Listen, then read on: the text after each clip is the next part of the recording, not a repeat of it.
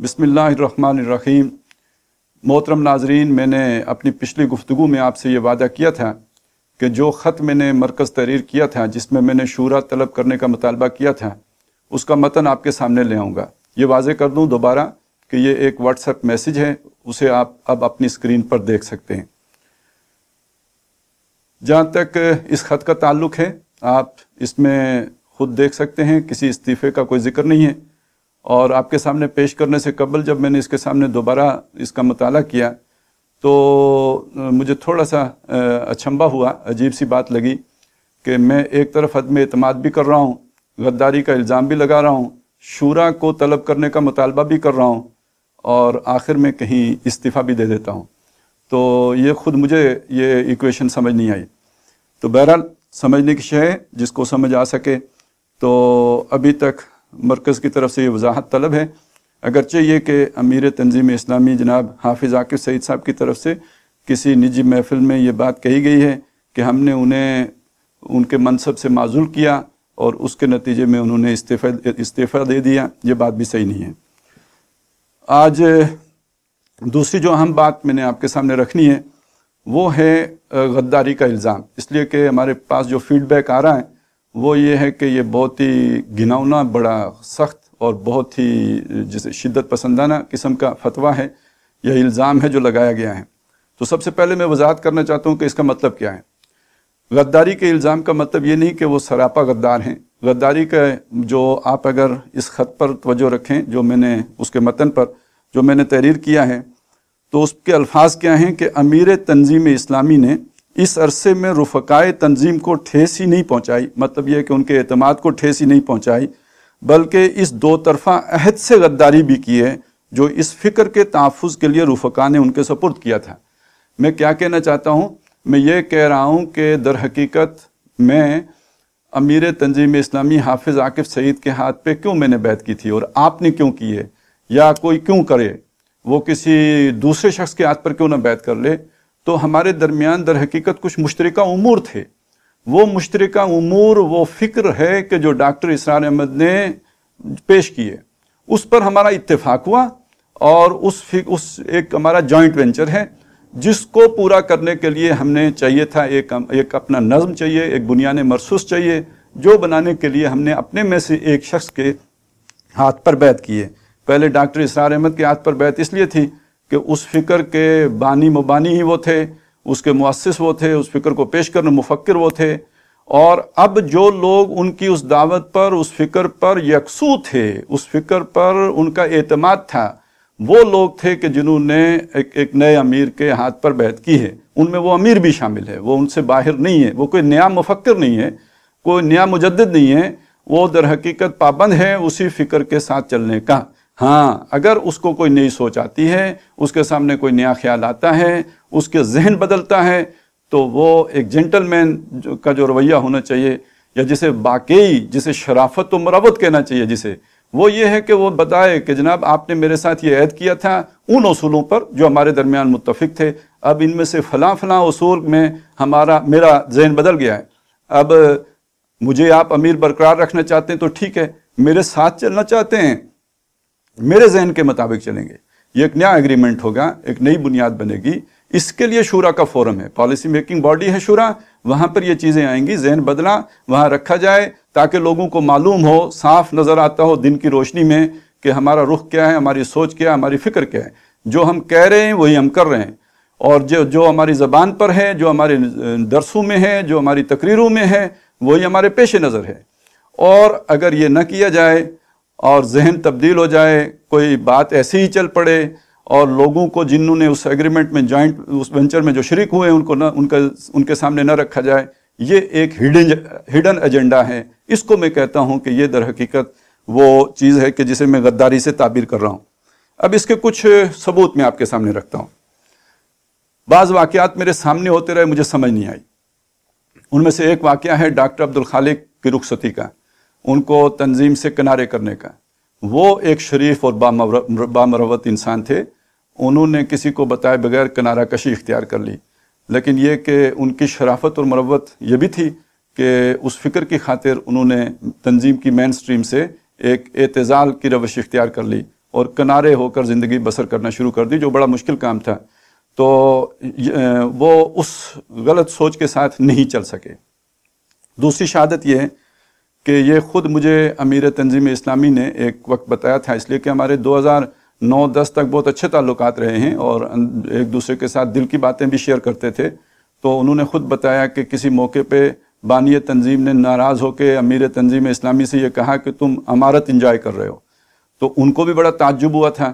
تو مجھے بھی بڑی حیرت ہوئی کہ یہ اتنا سخت بات انہوں نے کیوں کہی، لیکن یہ کہ 2010 کے بعد مجھے اس جملے کی سمجھ آئی کہ جب آپ کو اتنا اختلاف ہے تنظیم کی بنیادی فکر سے، تو پھر امارت انجوائے کرنے کے لیے آپ تنظیم میں ہو، وگرنہ یہ کہ آپ کو در حقیقت جیسے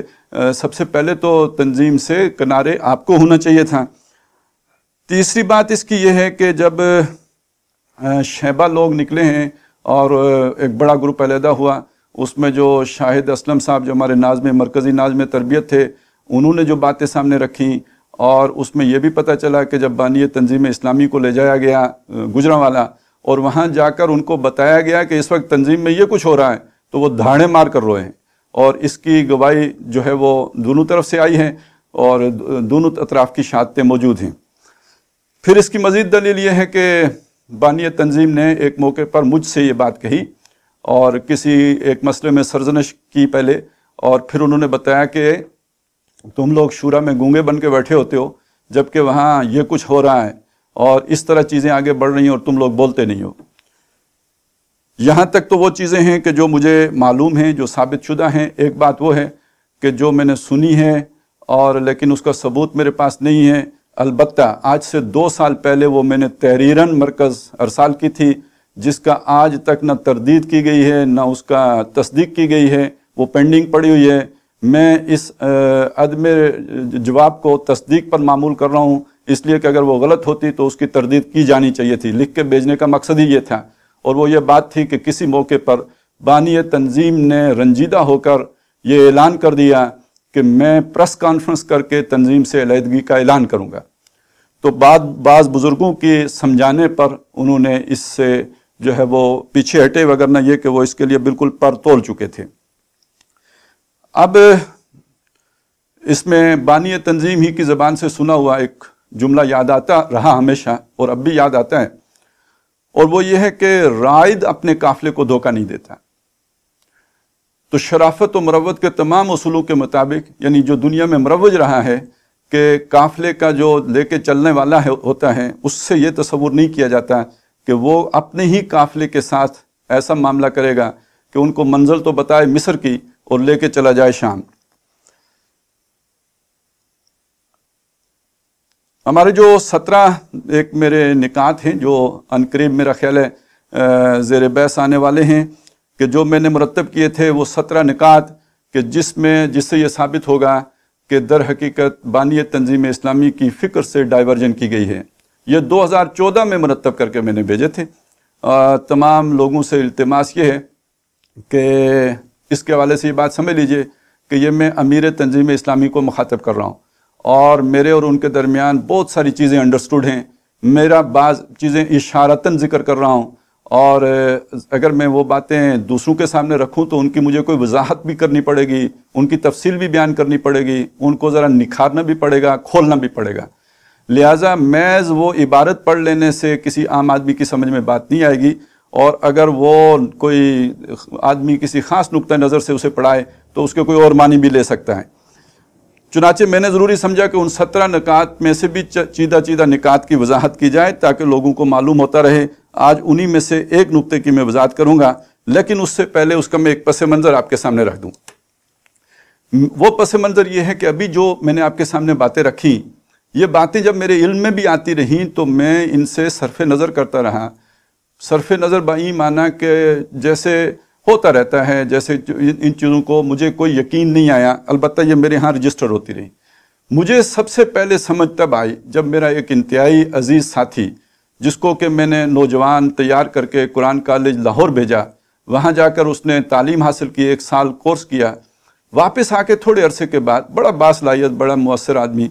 تو واپس آ کے تھوڑے عرصے کے بعد اس نے تنظیم چھوڑ دی۔ میں نے اس سے بڑی طویل ملاقاتیں کی، اور حاصل جو ہوا وہ یہ تھا کہ یہ جو بھی اس کے اندر تبدیلی آئی ہے، یہ ہمارے مرکز میں جو کچھ اسے پڑھایا گیا ہے اس کے نتیجے میں آئی ہے۔ ایک ذہن سازی میں نے کر کے بھیجا، ایک ذہن سازی وہاں ہوئی، میری ذہن سازی کے نتیجے میں وہ اپنے دنیا سے قربانی دے کے 1 سال کے لیے لاہور چلا گیا، بڑا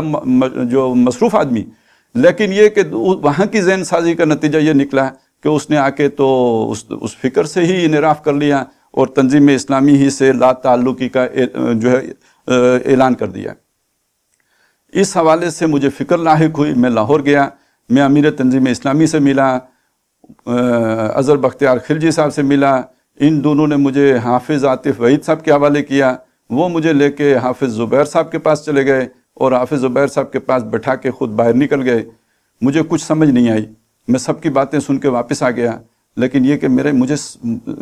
عجیب کچھ احساس ہو رہا تھا کہ یہ مجھے ہوا کیا۔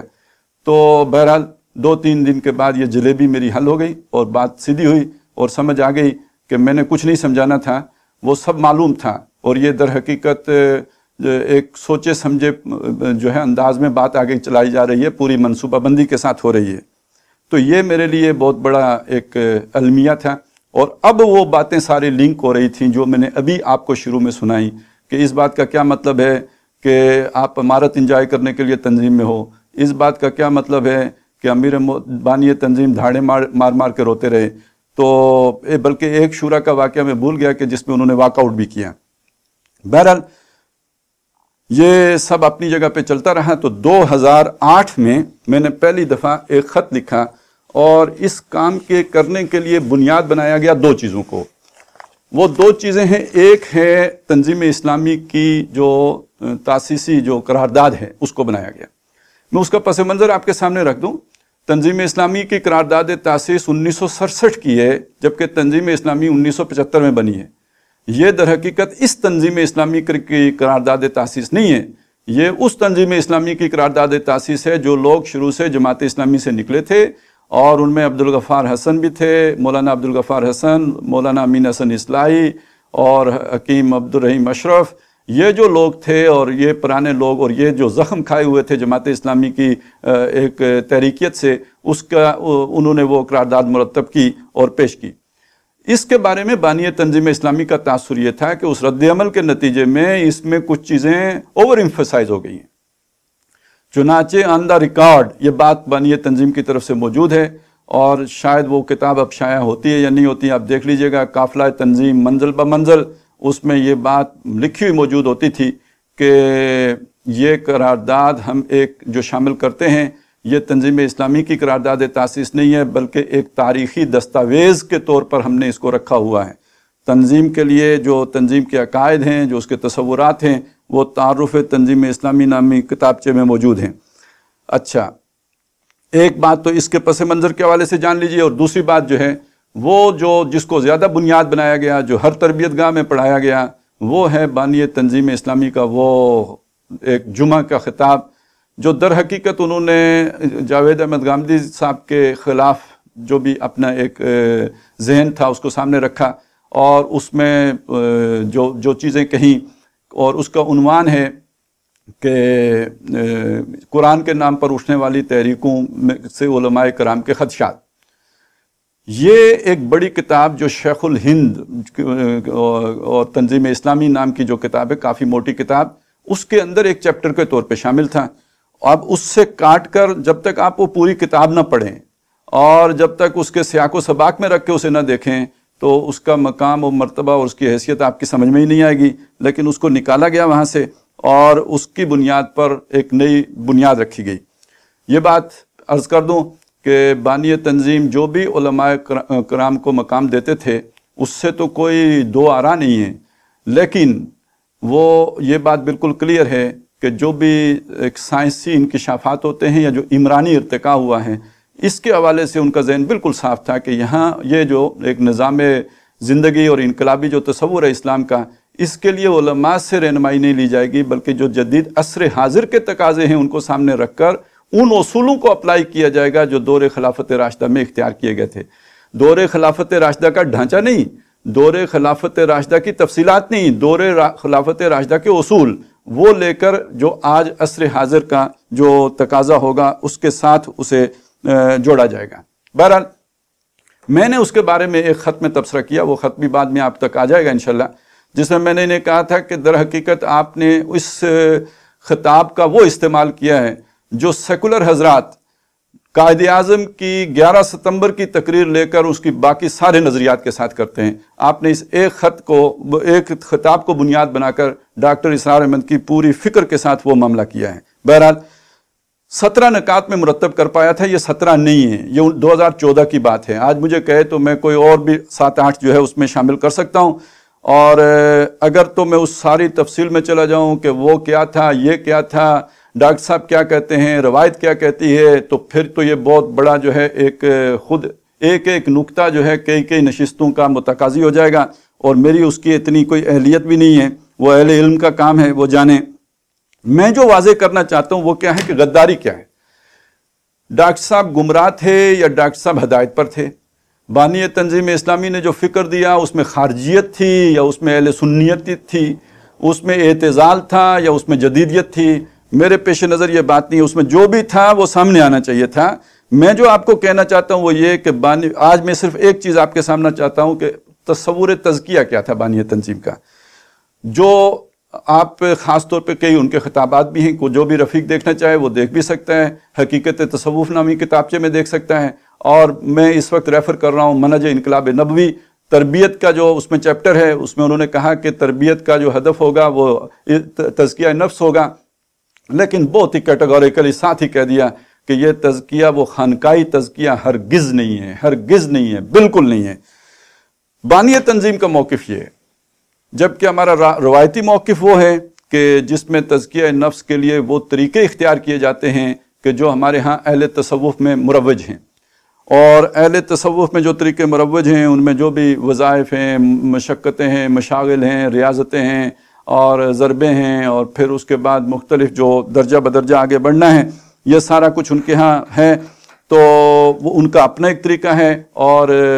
یہ جو احیائی فکر کے حامل لوگ ہیں ان کا اپنا ایک طریقہ ہے۔ اس میں مولانا مودودی تو بہت ہی کلیئر تھے، وہ ان کا کہنا یہ تھا کہ احیائی تحریک کے لیے تصوف ایسا ہی ہے جیسے شوگر کے مریض کے لیے چینی،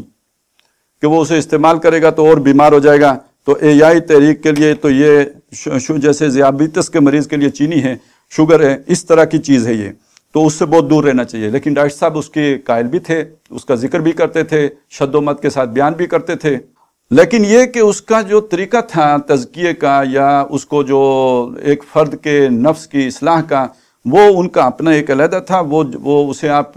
جدیدیت والا کہیں یا جو بھی کہیں وہ آپ کی مرضی ہے۔ ان کا دعویٰ یہ تھا کہ یہ سلوک محمدی ہے۔ میں نہ ڈاکٹر اسرار احمد کے طریقے کو اس وقت اس کی وکالت کرنا چاہتا ہوں، نہ روایتی طریقے کی نفی کرنا چاہتا ہوں۔ میں جو شے بتانا چاہتا ہوں وہ کیا ہے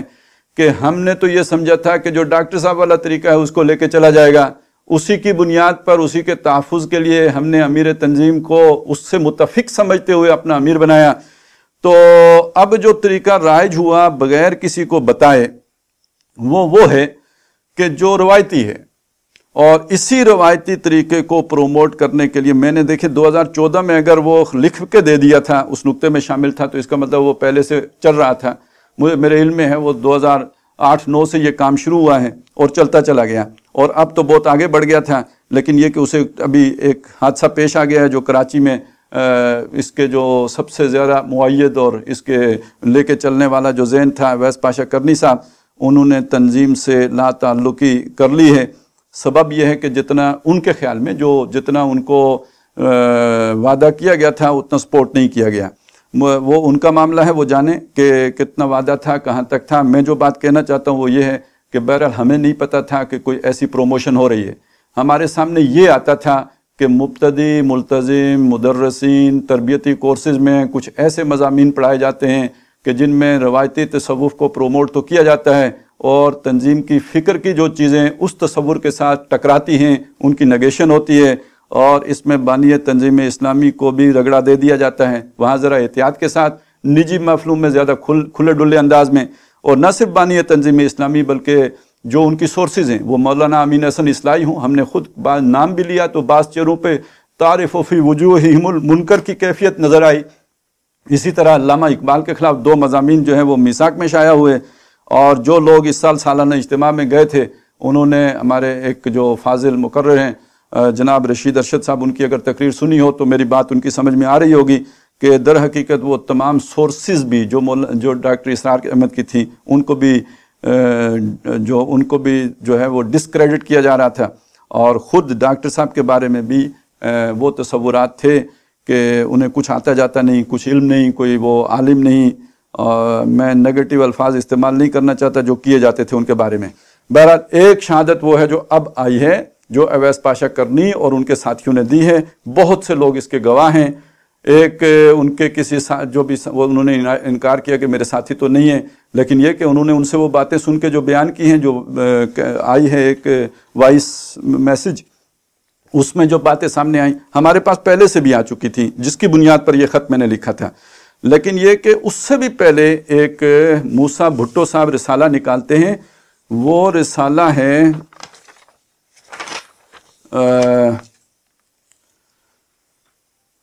جو اس میں انہوں نے کچھ تحریکوں کا جائزہ لیا ہے، خاص طور پہ تنظیم اسلامی کا اور جماعت اسلامی کا۔ میں ان کی عبارت آپ کو پڑھ کے سنا دیتا ہوں۔ وہ کہتے ہیں کہ ابتدا کی جدید اسلامی تحریکیں، پھر لکھتے ہیں تنظیم اسلامی، جماعت اسلامی اور تصوف، دائی کی محبت آمیز صدائیں۔ اس کے بعد انہوں نے تنظیم اسلامی ہمارے ملک کی ایک مؤثر اسلامی تحریک ہے جس نے ہزاروں افراد کی اصلاح کا کارنامہ سر انجام دیا ہے، اور ملک کے ہر اہم شہر میں اس کے کارکنان درس قرآن کے حلقوں کے ذریعے افراد، معاشرہ اور اپنے ساتھ وابستہ افراد کی اصلاح کا فریضہ سر انجام دے رہے ہیں۔ تنظیم اسلامی کے ترجمان میثاق اور حکمت قرآن کے مطالعے سے معلوم ہوتا ہے کہ اب تنظیم اسلامی تصوف سے استفادے کی راہ پر گامزن ہے۔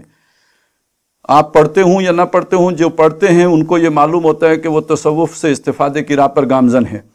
تنظیم اسلامی کے سربراہ حافظ عاکف سعید صاحب ہیں، جو ڈاکٹر اسرار احمد صاحب کے فرزند ہیں۔ ڈاکٹر اسرار احمد صاحب اگرچہ اسلامی انقلاب کے علمبردار تھے، لیکن ساتھ ساتھ موصوف تصوف و اہل تصوف سے نرم گوشہ رکھتے تھے،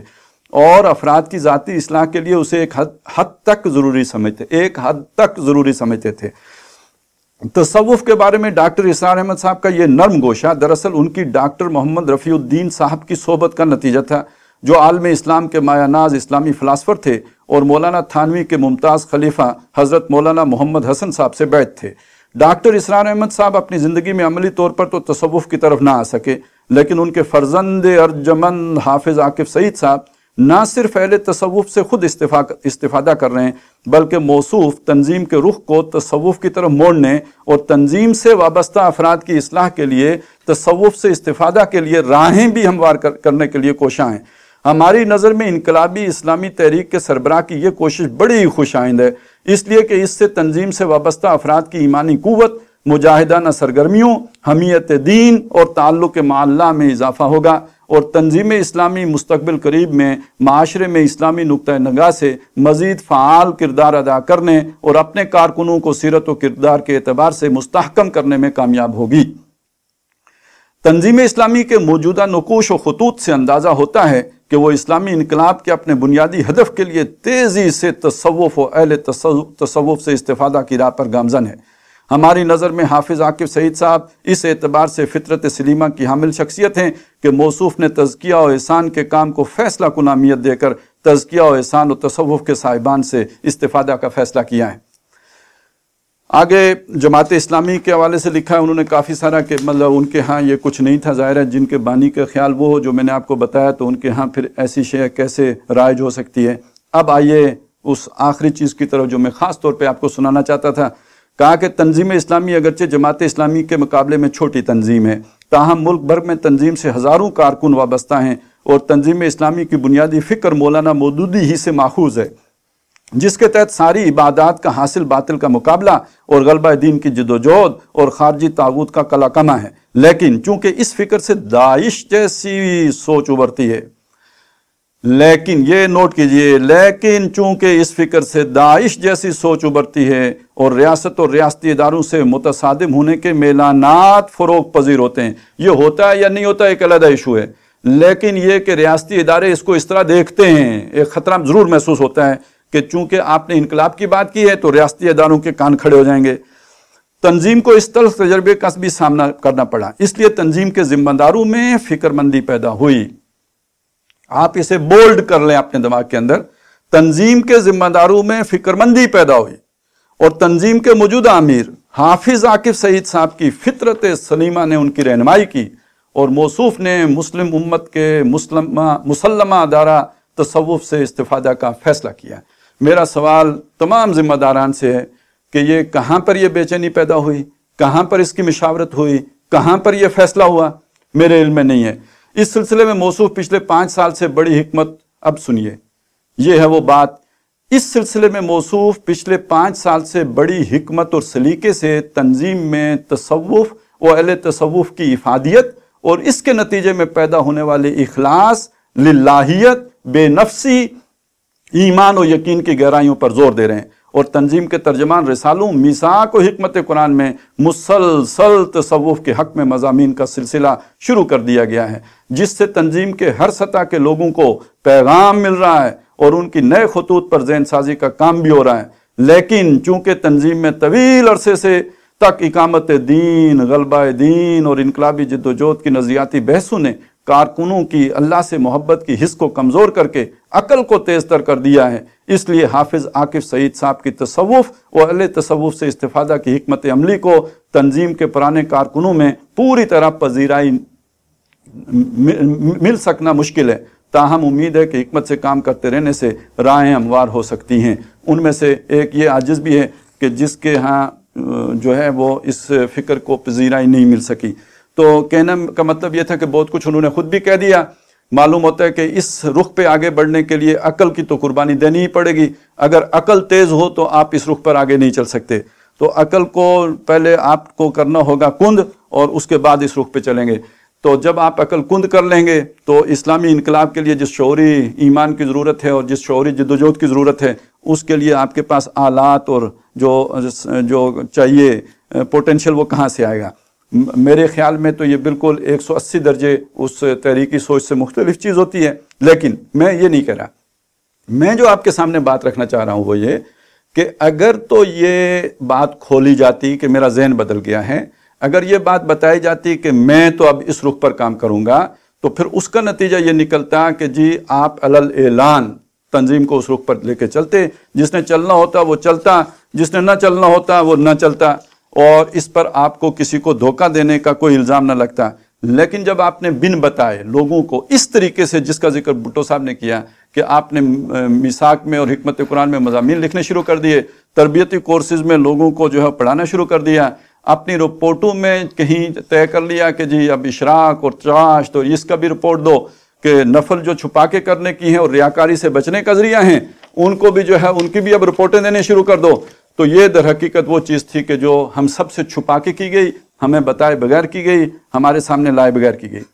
اب میں آپ کو صرف یہ بات آپ کے سامنے رکھوں کہ میں نے سب سے پہلے 2008 میں ریٹن اس کی طرف متوجہ کیا، اس میں نے بتایا کہ وہ جو خط جو مضمون ہے جس کا میں نے حوالہ دیا علماء اکرام کے خدشات والا، میں نے کہا کہ مجھے لفظاً کسی سے اختلاف نہیں ہے، مانن اس لیے ہو سکتا ہے کہ ایک ہی جملے کی مختلف تعبیر ہو سکتی ہے۔ یہ میں نے اس لیے لکھا تھا کہ جو تعبیر وہ کر رہے ہیں مجھے اس سے اتفاق نہیں ہے، وہ جو ایک متشابہات والی بات ہے کہ وہ اور معنی لے رہے ہیں، مجھے وہ معنی اس سے میں تو وہ سیاق و سباق میں رکھ کے دیکھتا ہوں، اس کے کوئی اور معنی بنتے ہیں۔ اسی طرح میں نے یہ بھی لکھا، اسی طرح علماء کا ادب کرنا، ان سے میل ملاپ پیدا کرنا، ان سے فیض حاصل کرنا، ان کا اعتماد حاصل کرنا، ان کا دل جیتنے کی کوشش کرنا بھی کسی طرح مختلف ہی حکمت عملی نہیں ہے۔ تاہم اب سنیے، بانی محترم کی تحریروں بالخصوص عقل و نقل کی کشمکش اور اسلام کی نشت ثانیہ اور کرنے کا اصل کام میں بانی محترم نے اپنے کام کو جس جگہ پلیس کیا ہے، یہ حقیقت ہے کہ وہ جگہ علماء کے تصورات سے نہ صرف مختلف ہے بلکہ علماء کی نظر میں وہ کام سر سید احمد خان کے کام ہی کی نئی صورت گری ہے۔ یہی بات اب اویس پاشا کرنی صاحب کہہ رہے ہیں کہ اس میں تو جدیدیت در آئی ہے، تو وہ جدیدیت کے بانی جو ہیں وہ سر سید احمد خان ہیں۔ بہرحال اس کو جو میں نے ان کے سامنے جو اپنا اختلاف رکھا تھا وہ یہ ہے کہ پس راکم کے نزدیک قابل اختلاف بات بس اتنی ہے کہ علماء کی خوشنودی حاصل کرنے کے لیے اور ان کا دل جیتنے کے لیے علم کلام کے میدان میں یا نظریہ توحید کی جدید سطح پر انقلابی تعبیر کے ضمن میں، یہ ذہن میں رکھیے، یہ کوئی عام سی بات نہیں ہے کہ یہ ہوا یا نہ ہوا فرق نہیں پڑے گا، آپ ایک انقلابی جماعت ہیں، اس کا تعین آپ کے نظریے سے ہوگا، تو جو توحید کی انقلابی تعبیر کریں گے تو آپ انقلابی جماعت بنیں گے، وگرنہ آپ انقلابی جماعت ہیں ہی نہیں۔ تو اس کی انقلابی تعبیر کے ضمن میں اگر ہمارے حفیظ نے نصف صدی میں کوئی حصہ ڈالا ہے تو اس کو علماء کا اعتماد حاصل کرنے کی جائز ضرورت پر قربان نہ کیا جائے۔ اپیل صرف اتنی سی تھی۔ راکم کی یہ بھی رائے ہے کہ یہ قربانی دینے کے بعد ایک طرف علمی سطح پر ہم علیحدہ 1.5 اینٹ کی مسجد کی بجائے جواز سے محروم ہو جائیں گے۔ اگر ہم نے روایتی پہ چلنا ہے تو تنظیم کیوں بنا کے رکھی ہوئی ہے؟ جو روایتی جماعتیں ان میں سے کسی میں شامل ہو جائیں، اور علماء پھر بھی راضی نہ ہوں گے۔ بہرحال یہ 2008 کا خط ہے، اور پھر میں نے جو 2010 میں دوسری مرتبہ جو اپنا ریزائن بھی کر دیا تھا، اس لیے کہ میری بھی کوئی جو شرافت و مروت کا تقاضا یہ تھا کہ اگر یہ اسی رخ پہ آگے چلنا ہے تو مجھے ریزائن کر دینا چاہیے۔ یہاں سے ایک دوسری سٹوری شروع ہوتی ہے، وہ یہ ہے کہ اس ریزائن کے نتیجے میں مجھے بلایا گیا، اور بلا کے مجھے یقین دہانی نہیں باقاعدہ عہد کیا گیا، میرے مطالبے پر نہیں از خود کیا گیا، اور اس کے گواہ اظہر بختیار خلجی صاحب ہیں کہ ڈاکٹر صاحب کی فکر میں کوئی تبدیلی نہیں کی جائے گی، کوئی تغیر نہیں کیا جائے گا، کوئی چیز تبدیل نہیں ہوگی، اور اگر کبھی ہوگی اسے شورا میں لایا جائے گا،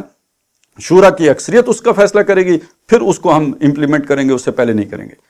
اب یہ سارا وعدہ 2010 میں ہو گیا۔ 2014 میں نے جب یہ 17 نکات لکھ کے رکھے، اور مطالبہ یہ تھا کہ اس کے بعد ہم بیٹھیں گے، ایک ایک نقطے پر وضاحت کریں گے، میرے ساتھ کوئی نہیں بیٹھا۔ بیٹھے ہیں جا کے 2018 جنوری میں مرکزی اسرے میں، اور مرکزی اسرے میں بیٹھتے ہی تمام اسرہ گواہ ہے، اس 2010 کے وعدے کا ذکر کیا گیا، یعنی وہ اب 2010 کا وعدہ میرے ہم 3 آدمیوں کے درمیان نہیں رہا، اس کا ذکر پورے مرکزی اسرے نے سنا کہ ہاں وہ بات ہوئی تھی، مرکزی اسرے کے سب لوگوں کو معلوم ہے وہ عہد ہوا تھا۔ ساتھ ہی انہوں نے بتا دیا کہ آج میں اس عہد سے اعلان لا تعلق ہی کرتا ہوں۔ اچھا، یہ بات اپنی جگہ پہ جو بھی ہو، لیکن یہ کہ ہر معقول آدمی یہ تو مانے گا کہ 2010 سے لے کے 2018 تک وہ عہد انٹیکٹ تھا، وہ برقرار تھا۔ اس عہد کے ہوتے ہوئے یہ 2014 میں اگر میں یہ لکھ رہا ہوں، یہ ہو رہا ہے، تو اس عہد کی خلاف ورزی ہو رہی ہے، میرے ساتھ بھی بدعہدی ہو رہی ہے۔ میرا عہد تو وہ تھا کہ جو باقاعدہ شعوری طور پہ کیا گیا، اور رفقا کا عہد وہ ہے کہ جو بیعت کے عہد میں از خود شامل ہے کہ گویا امیر تنظیم اسلامی اس فکر کا محافظ ہے۔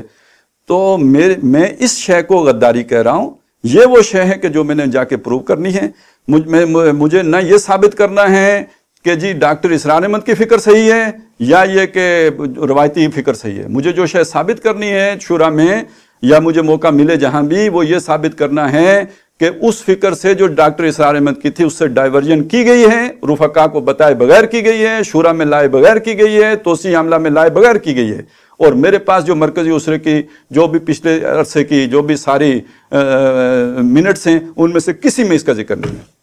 جب یہ سارا ہو گیا تو میں نے عرض کیا کہ جناب یہ موسیٰ بھٹو صاحب نے یہ مضمون لکھا ہے، اس مضمون کی آپ تصدیق یا تردید کریں۔ انہوں نے کہا بالکل جھوٹ لکھا ہے۔ میں نے کہا اس نے لکھا ہے، اس نے رسالے میں شائع کیا ہے، آپ انہیں خط لکھیں اور خط لکھ کے انہیں تقاضا کریں کہ یہ آپ اپنے رسالے میں شائع کریں، اور وہ اگر شائع نہ کریں تو آپ اپنے میثاق میں شائع کریں۔ تو اس کے بعد کہا گیا کہ تاکہ جواب یہ دیا گیا کہ تاکہ ان کو 400 لوگ پڑھتے ہیں تو ہمارا 4000 لوگ اس سے واقف ہو جائیں اس بات سے۔ میں نے کہا چلیں ان کو خط تو لکھیں نا، وہ انہوں نے شائع کر لیا وہاں ہوگا، نہیں تو آپ کے ریکارڈ میں ہوگا، وگرنہ ایک محقق آدمی کے لیے جب کل تحقیق کرے گا تو وہ موسیٰ بھٹو صاحب کی بات کو سچ مانے گا۔ وہ خط بھی نہیں لکھا گیا تو وہ لکھا بھی کیسے جائے؟ تو یہ ہیں وہ ثبوت کے جن کی بنیاد پر میں یہ بات کہتا ہوں کہ در حقیقت اس سے وہ انحراف کیا گیا ہے۔ اب آخر میں میں اپنے جو سننے والے ہیں ان سے ایک تقاضا کر رہا ہوں، لیکن اس شکریہ کے ساتھ مجھے تو سچی بات ہے کوئی اندازہ ہی نہیں تھا کہ میری طرح کے کتنے لوگ ہیں کہ جو ایک گھٹن میں، ایک تکلیف میں، ایک اذیت میں دن گزار رہے ہیں اور کنارے ہو کے بیٹھ گئے ہیں۔ اس جو میری پہلی ویڈیو گئی ہے اس کے نتیجے میں اتنے زیادہ لوگوں نے رابطہ کیا ہے کہ میرے لیے تو یہ یوں سمجھے میں نے پچھلے 10 سال میں جتنی مایوسی دیکھی ہے اور جس طرح میں مایوس ہو گیا تھا اس علاقے ہی سے، تو یہ تو مجھے بہت بڑی روشنی کی کرن اور بہت بڑی امید نظر آئی ہے۔ اس سے کوئی یہ نہ سمجھے کہ مجھے اپنی عمارت کی امید نظر آئی ہے، مجھے خوب معلوم ہے جو ڈسٹرکشن کرتا ہے اس کے حصے میں ککھ نہیں آتا ہے، لیکن یہ کہ میں جو چاہ رہا ہوں وہ یہ کہ یہ فکر محفوظ رہے، تو میں اس کے لیے آپ سے چند گزارشات کر رہا ہوں۔ جب ایجنڈا وہ تھا جس کا میں نے ذکر کیا تو بانی تنظیم اسلامی کی کتابوں میں سے یا ان کی کیسٹس میں سے اس طرح کی چیزیں نکالی گئی ہیں، چھانٹی گئی ہیں۔ آپ کو میں صرف اس وقت ایک بات بتاؤں، اس سے آپ کو اندازہ ہو جائے گا۔ آخری جو فیصل آباد کی تقریر تھی اس میں ڈاکٹر صاحب نے کہا تھا کہ میری 2 چیزیں آپ کو تنگ کریں گی، ایک نظریہ ارتقاء پر میرا جو تصور ہے، رائے ہے، اور دوسرا وحدت الوجود پر۔ تو آپ وہ تقریر جا کے سن لیں، آپ کو اس میں سے یہ نہیں ملے گا۔ اور آج بس اتنا رکھیں، یہ بھی کافی ہے۔ کتابوں کے حوالے بھی میں بعد میں آپ کو دے دوں گا۔ تو اب میں آپ سے ایک چند گزارشیں کر رہا ہوں۔ ایک یہ کہ تمام لوگ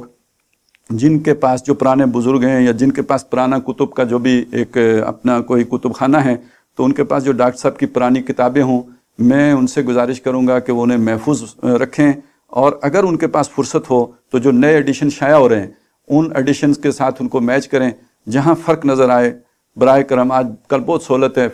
کیمرے سے فوٹو لیں اور وہ ہمیں آپ سینڈ کریں۔ اور جن لوگوں کے جو نہیں پڑھتے یا جن کے والدین کی تھی فوت ہو گئے، ان کے گھروں میں پڑھی ہیں، براہ کرم وہ رابطہ کر کے ہمیں بتائیں، ہم لے آئیں گے تاکہ ہم ان کو نئی شائع ہونے والی کتابوں کے ساتھ میچ کر کے جہاں جہاں اس طرح کی چیزیں ہوئی ہیں ان کو سامنے لا سکیں۔ اسی طرح جو سب سے بڑا مسئلہ اس سے بھی آگے، وہ ہے ویڈیو کیسٹس کا مسئلہ۔ جو آپ کے پاس ویڈیو کیسٹس پرانی ہیں، وہ اب لوگ چلاتے ہی نہیں۔ آپ کے گھر میں کہیں پڑی ہوں گی، اکثر لوگوں نے تو شاید پھینک بھی دی ہوں گی، لیکن جن کے گھر میں پڑی ہیں، کہیں پیک کر کے رکھی ہیں، ان سے گزارش ہے آپ ہمیں بتائیں، ہم آ کے آپ کے پاس سے کلیکٹ کر لیں گے۔ آپ جس شہر میں بھی رہتے ہوں، ہم آپ سے ان کو کلیکٹ کر لیں گے۔ ہم اپنا ایک بڑا یہاں پہ بنائیں گے سیٹ اپ، جس کے اندر تمام ڈاکٹر صاحب کی ان چیزوں کو جو ہے وہ ہم اس کمپیوٹر میں منتقل کریں گے ان ویڈیو کیسٹ سے، تو وہ ایڈٹ ہونے سے محفوظ ہوں گی انشاءاللہ تعالی، جو آپ ہمیں ویڈیو کیسٹس بھیجیں گے۔ تو امید ہے کہ آپ اس کے لیے بھی ہم سے رابطہ میں رہیں گے اور ہم تک یہ چیزیں پہنچائیں گے۔ ایک چیز اور ہے، وہ ہے خطوط۔ مجھے بہت سے لوگوں نے یہ بتایا کہ ہم نے مرکز کو خط لکھا۔ اچھا، میں آپ کے سامنے مرکز کا رویہ بتا دوں۔ ابھی یہ خط میں نے لکھا ہے نا، یہ جو استعفے کا خط کہہ رہے ہیں جسے، یہ خط جب مرکز گیا ہے تو مرکز کو یہ بتایا گیا، مرکزی اسرے کو، کہ انہوں نے ایک بہت ہی توہین آمیز خط لکھا ہے اور اس میں اس طرح کی باتیں لکھی ہیں، لہذا یہ ہے۔ خط کا متن نہیں دکھایا گیا۔ تو مرکز تو وہ بلیک ہول ہے کہ جہاں آپ جو بھیجیں وہ گم ہو جاتا ہے۔ آپ سے یہ اب اگر ہم یہ چیزیں جو ہیں چاہ رہے ہیں کہ یہ فکر محفوظ ہو اور یہ جو بھی کچھ ہوا ہے وہ بھی لوگوں کے سامنے آئے، ہر وہ شخص جس نے کبھی ان طرح کی چیزوں کو دیکھ کر کچھ لکھا ہے اور لکھ کے مرکز کو بھیجا ہے، ظاہر ہے اس کی کاپی اپنے پاس محفوظ رکھی ہوگی، ایک کاپی اور کر کے وہ آپ ہمیں جو ہے وہ بھیج دیں، ہمارے کسی بھی پیج پر یا کسی بھی جو بھی ہماری آپ کے پاس لنک موجود ہو اس کے اوپر آپ ہمیں بھیج دیں، انشاءاللہ تعالی ہمیں وہ مل جائے گا۔ کسی کے تاثرات ہوں اور اس نے نہ بیان کیے ہوں تو وہ بھی لکھ کر یا یہ کہ زبانی یا کسی بھی طریقے سے جو ہے وہ ہمیں وہ بھیج دے، اور یا کسی نے کبھی کسی موقع پہ کوئی تاثرات کسی ذمہ دار کے سامنے بیان کیے ہوں، اس نے لفٹ نہ کرائی ہو، وہ تاثرات بھی ہمارے پاس بھیج دے۔ اسی طرح یہ جسے میں خفیہ ایجنڈا کہہ رہا ہوں، یہ ہڈن منصوبہ جو تھا جس کو لے کے چلا جا رہا تھا، جس کا ایک نقطہ آج میں نے آپ کے سامنے بیان کیا ہے، اس حوالے سے کسی کے پاس کوئی بھی ثبوت ہو تو وہ ہمارے لیے نہیں بلکہ اس فکر کو بچانے کے لیے اور اس حقیقت کو آشکارا کرنے کے لیے وہ ہمارے ساتھ شیئر کرے، ہمیں بھجوا دے۔ آخری گزارش یہ ہے کہ کسی کے جو بھی خاص طور پہ تاثرات اگر ہمیں ملیں گے تو وہ ہمارے لیے بہت ہی حوصلہ افزا ہوں گے۔ میں ان تمام لوگوں کی سپورٹ کا بڑا دل کی گہرائیوں سے شکر ادا کرتا ہوں۔ آپ سوچ نہیں سکتے کہ آپ نے میرے دل کو کتنی تقویت پہنچائی ہے، میری ہمت کیسے بڑھائی ہے۔ تو یہ آپ کے خطوط، یہ آپ کے ثبوت، یہ ہمیں مزید تقویت دیں گے۔ ویسے بہت سے لوگوں نے ہمیں چیزیں بھیجی ہیں، اب ہمارے پاس بہت ہم رچ ہو گئے ہیں اس میں، لیکن یہ کہ ہم ایک جو کتاب مرتب کریں، ہم نہیں چاہتے کہ کوئی شخص رہ جائے، سب ایک نئی طرح کی کتاب بنائیں تاکہ لوگوں کو پتہ چلے کہ کس طرح جماعتوں کے اوپر جو ہے وہ اس طرح کے ایجنڈے مسلط کیے جاتے ہیں۔ اور یہ در حقیقت آپ اگر اسے جوڑ کر دیکھیں آج کے عالمی حالات کے ساتھ، اس لیے کہ بعض لوگوں نے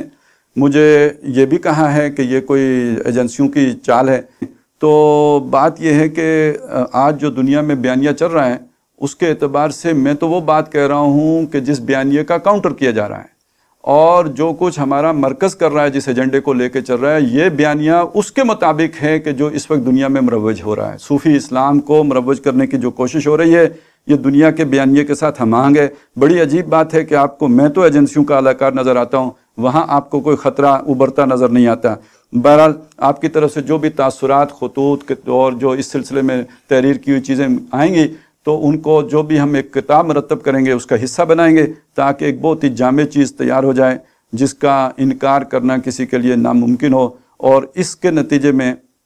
جو بھی یعنی یہ سب کو معلوم ہو، ہر محقق کو، ہر ریسرچ اسکالر کو معلوم ہو جائے کہ ڈاکٹر صاحب کو سمجھنے کی اتھینٹک سورس جو ہے وہ نہ انجمن خدام القرآن رہی ہے نہ تنظیم اسلامی رہی ہے۔ بہت شکریہ، میں آپ کا پھر شکریہ ادا کرتا ہوں آپ کے تعاون کا۔ اللہ تعالی ہمیں اپنے دین اور اس کی خدمت کرنے کی توفیق دیے رکھے، اور اس راستے میں جو بھی پریشانیاں ہیں، تکلیفیں ہیں، مصیبتیں ہیں، مصائب ہیں، انہیں جھیلنے کی توفیق دے۔ میں چاہتا تو نہیں تھا، لیکن یہ کہ ایک بات یہ بھی کہی گئی کہ یہ اتنا شور میڈیا پہ آ کے مچانے کی کیا ضرورت تھی۔ جی اگر وہ مجھے وہ دے دیا جاتا پیراشوٹ شورا کا تو میں بالکل آ کے نہ مچاتا، وہ میں نے مطالبہ تو اس کا کیا تھا۔ اب میں نے کوئی بات حق تو کہنی ہی تھی آخر کبھی نہ کبھی، اور پھر خاص طور پہ جب آخری میٹنگ میں مجھے جب بالکل ہو سکتا ہے یہ نہ ہوتا تو میں نہ کرتا، لیکن یہ کہ ایک عجیب واقعہ سنایا گیا، اس کو اگر آپ لنک کر سکیں تو کر لیں۔ وہ واقعہ میں نے ضرور سنا ہے، آپ کو بھی سنا دیتا ہوں کہ لاہور میں کوئی مولانا زاہد اقبال صاحب تھے، انہوں نے ایک کتاب بھی لکھی ہے خلافت پر، تو وہ کوئی 2 مہینے ہو گئے ہیں، اٹھا لیے گئے ہیں اس لیے کہ وہ پہلے ایک بڑے عالم دین کے ساتھ تھے، دست راست تھے ان کے، تو بڑے عالم دین کے سائے میں ہونے کی وجہ سے وہ بچے رہے، اچھلتے کودتے پہلے بھی تھے لیکن بچے رہے، لیکن ان کے بعد جب ایک چھوٹے عالم دین کے سائے میں آئے وہ اتنے مؤثر نہیں تھے چھوٹے عالم دین، تو انہوں نے اچھل کود پھر بھی مچائی اور دھر لیے گئے۔ تو یہ واقعہ خاص طور پہ اس میٹنگ میں بڑا مجھے معنی خیز لگا۔ تو اب اگر قسمت میں یہی لکھا ہے تو جانے سے پہلے جو کچھ ہو سکے کر لینا چاہیے۔ دعاؤں میں یاد رکھیے۔ بہت شکریہ۔ السلام علیکم ورحمۃ اللہ۔